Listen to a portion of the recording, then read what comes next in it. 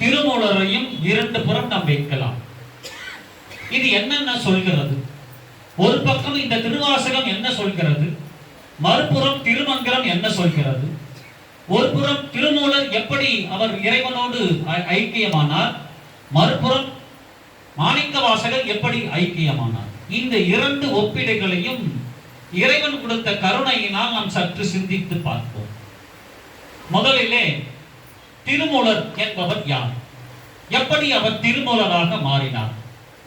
திருமூலர் என்கின்றவர் சிவயோகியாக கைலாயத்தில் இருந்தவர். அவர் இந்த சிவயோகியாக இருந்து இந்த உலகத்தை வலம் வர வேண்டும் என்று கருதி அந்த மேகத்திலே அவர் வலம் வந்து கொண்டிருந்தாராம்.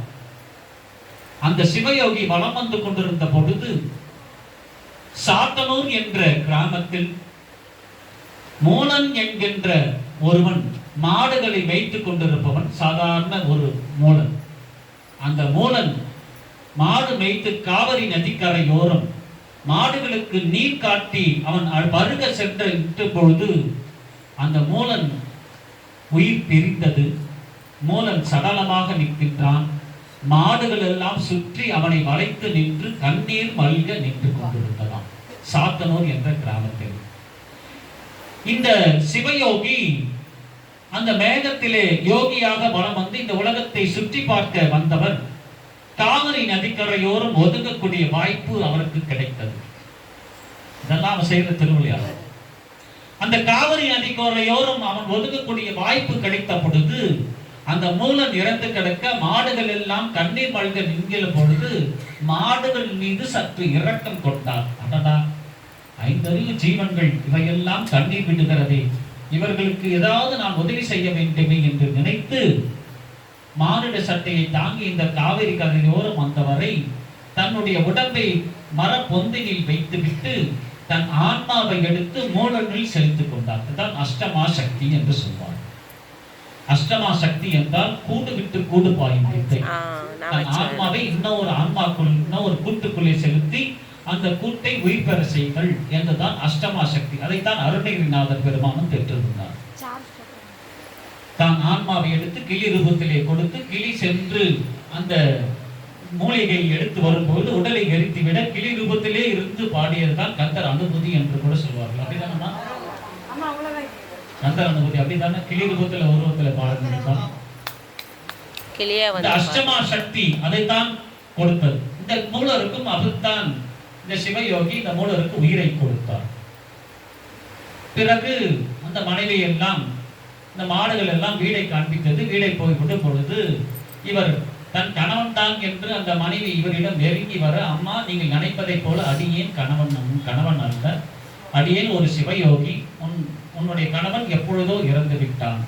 இல்லை இல்லை, நீ பொய் சொல்கிறாய், உனக்கு என்னோ பித்தம் பிடித்து விட்டது என்றெல்லாம் அந்த மனைவி கூச்சலிட ஊர் பஞ்சாயத்துகள் எல்லாம் கூடி அப்போ இறுதியிலே அந்த மூலனுடைய உருவிலே இருந்து வெளிப்பட்ட ஞானத்தை கண்டு ஊர் பெரியவர்கள்லாம் உண்மையிலே இவன் சிவயோகி தான், இவன் மூலன் அல்ல என்று அவர்கள் தீர்ப்பளித்து அந்த சிவயோகி தான் மரத்தடியிலே சென்று அமர்ந்து 3000 ஆண்டுகள் வாழ்ந்து ஆண்டுக்கு ஒரு மந்திரமாய் வெளிப்பட்டதுதான் திருமந்திரமாக மாறியது.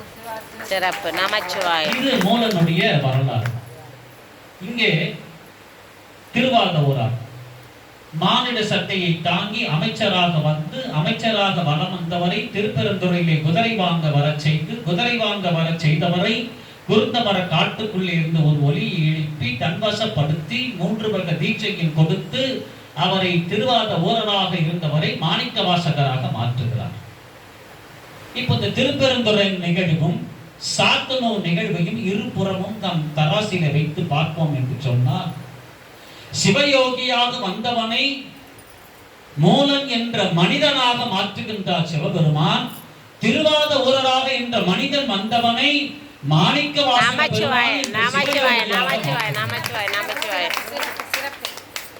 இது முதல் இரண்டும் ஒப்பீடு. பிறகு இந்த திருமந்திரம் திருவாசகம். திருமந்திரம் முழுக்க சிவயோகியினுடைய குருவாக இருக்கக்கூடியது நந்திய பெருமான். நந்தி அருளாலே வழங்கப்பட்டது இந்த திருமந்திரம். குருவின் அருளால் கிடைக்கப்பட்ட திருமந்திரம் குருவே வந்து எழுதியது திருவாசகம். திருவாசகம். நமச்சிவாய நமச்சிவாய. குருவினுடைய அருள் நந்திய பெருமானால் இருந்து சிவயோகிக்கு மூலன் உடம்பிலே கிடைத்ததெல்லாம் மந்திர வடிவில் வெளிப்பட்டது.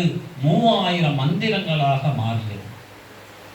இந்த 3000 மந்திரங்களாக மாறிய பொழுது மந்திர வடிவில் இதையெல்லாம் இருக்கிறதே, மனிதன் எப்படி இதை உணர முடியும் என்ற நிலையில் மாணிக்கவாசகனுடைய முப்பிறப்பு நந்திய பெருமான்.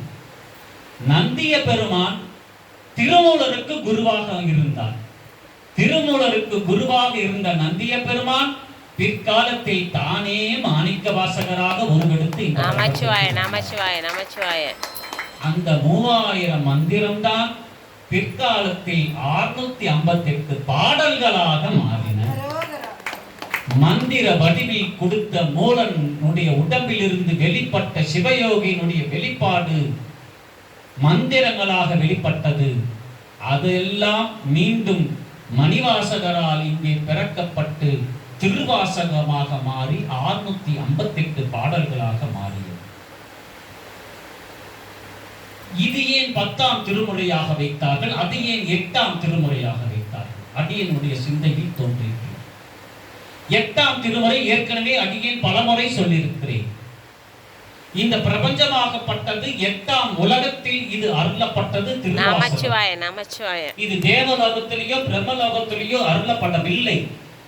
8ஆம் உலகம் என்று சொல்லக்கூடியது இந்த பூலோகம். நமக்கு கீழே 7 உலகம் இருக்கிறது, நமக்கு மேலே 6 உலகம் இருக்கிறது. இது 8வது உலகமாக இருக்கிறது பூலோகம். நமக்கு கீழே இருக்கக்கூடிய 7 உலகங்கள் அதலம் விதலம் சுதலம் ராத்தலம் ரசாத்தலம் மாத்தலம் பாத்தலம் என்று சொல்லக்கூடியது. பாதாளம் தான் 7வது உலகம். நம்ம தான் சொல்லுவோம், நமக்கு ஏதாவது பாவம் செஞ்சுட்டா அடி பாதாளத்துக்கு போயிடுவேன்னு. பாதாளம் தான் இறுதியான உலகம். இது 8வது உலகத்தில் தில்லையில் மணிவாசக பெருமான் ஓத சிவபெருமான் தானே வந்து அமர்ந்து எழுதியதால் 8வது உலகத்தில் இந்த திருவாசகத்தை அருளியதால் இது 8ஆம் திருமுறையாக வைத்திருப்பார்கள் என்று அடியனுடைய சிந்தையாக தோன்றிற்று என்று பலமுறை அடியன் எடுத்துரைக்கிறேன். திருமந்திரம். திருமந்திரம் இந்த திருமுறைகளுக்கெல்லாம் முற்காலத்தில் வழங்கப்பட்டது. 3000 ஆண்டுகள் வாழ்ந்தவர் எந்த யுகத்தில் இருந்தார் என்று இன்று வரை சரியாக கணக்கிடப்படவில்லை. 3000 ஆண்டுகள் வாழ்ந்ததாக வரலாறு, ஆண்டுக்கு ஒரு மந்திரமாக வெளிப்பட்டதாக வரலாறு.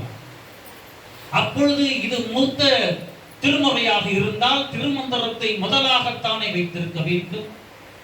ஏன் இதை எல்லாவற்றையும் கடந்து 10வது திருமுறையாக வைத்தார்கள்? அப்பொழுது அடியனுடைய சிந்தையிலே திருமூலருடைய ஆய்வை அடியன் எடுத்து பார்த்த பொழுது திருமூலர் யாரும் சொல்லாத ஒரு அற்புத நிலையை திருமூலர் வெளிப்படுத்தினார்.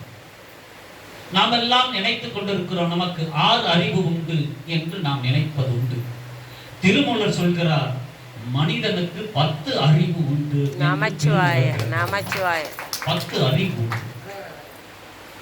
இந்த 10 அறிவு எப்பொழுது வேலை செய்கிறது? திருமூலர் பட்டியலிட்டு காட்டுகிறார். ஓர் அறிவு கொண்ட மிருகங்கள். ஓர் அறிவுன்னா என்ன தெரியுமா? ஓர் அறிவுன்னா என்ன? ஒரு அறிவு இருக்கிறது ஒரு அறிவா? ஒரு ஐம்புலன்களில் ஒரு புலனுடைய உணர்வை மட்டும் பெறக்கூடியது ஓர் அறிவு என்பது பொருள். கண்ணு மட்டும்தான் அது பார்க்கும் அப்படின்னா அந்த கண்ணுக்கு மட்டும் அந்த ஒரு புலன் கொண்டு அதை வைத்து வாழ்க்கை நடத்துவதெல்லாம் ஓர் அறிவு என்பது பொருள்.